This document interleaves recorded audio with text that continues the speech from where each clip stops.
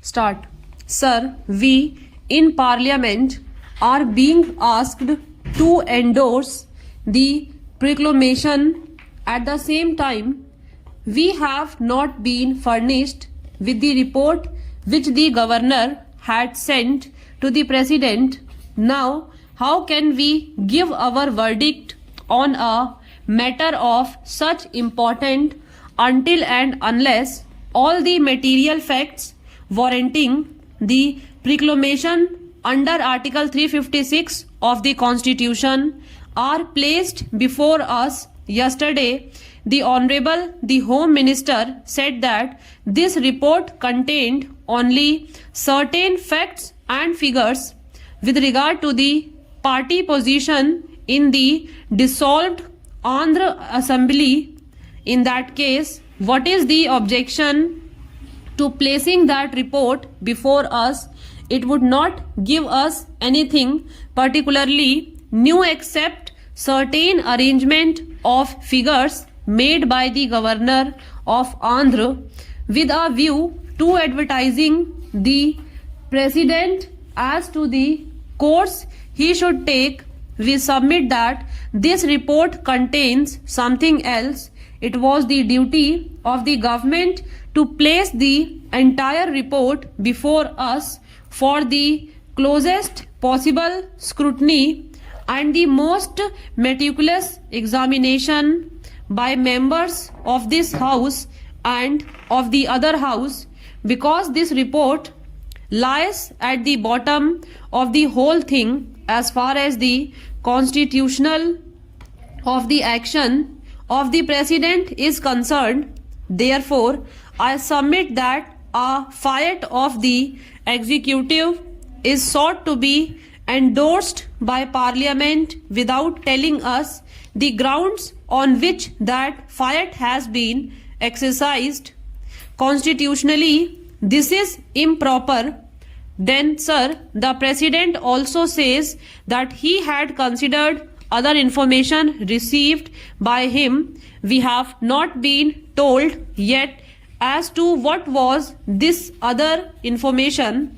Neither have we been told about the source of such information.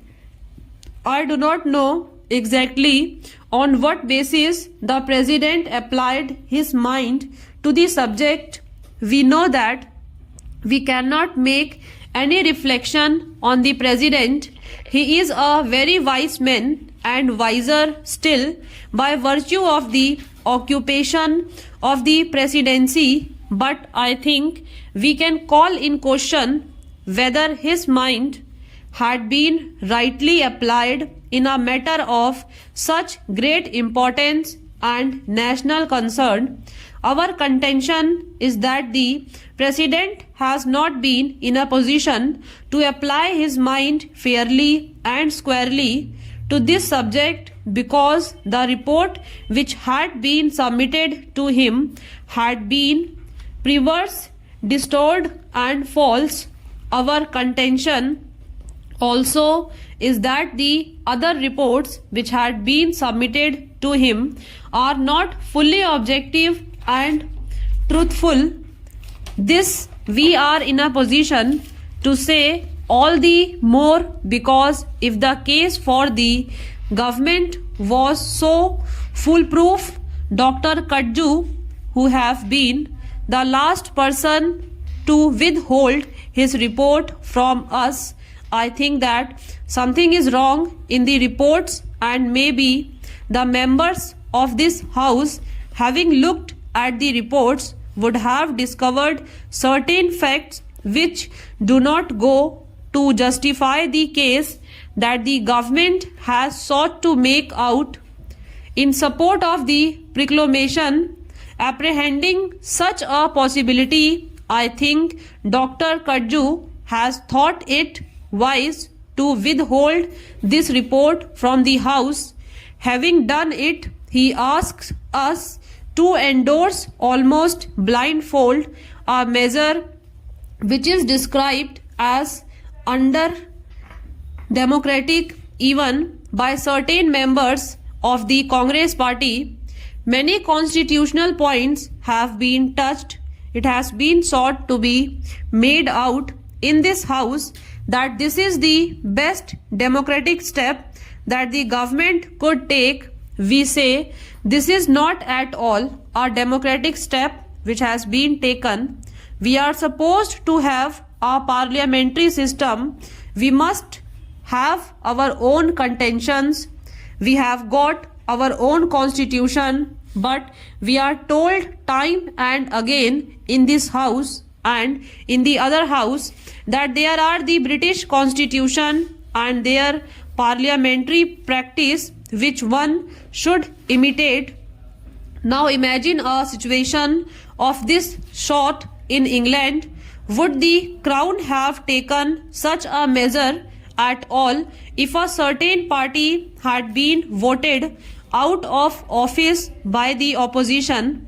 I think in a comparable situation there, the king would have inevitably called the leader of the opposition to explore the possibility of forming a government. Without doing it, he would have never taken recourse to extraordinary measures like this.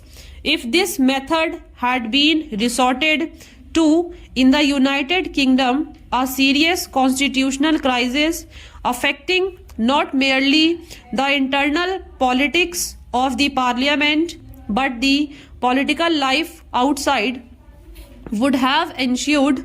In France, for instance, there are many parties.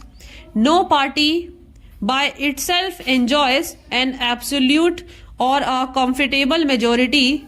What happens there? Ministry is formed, and there we find the president takes upon himself the responsibility of exploring ways and means of finding whether any particular party or any leader of any party is in a position to present a government which would command the confidence of a certain majority in the Chamber of Deputies.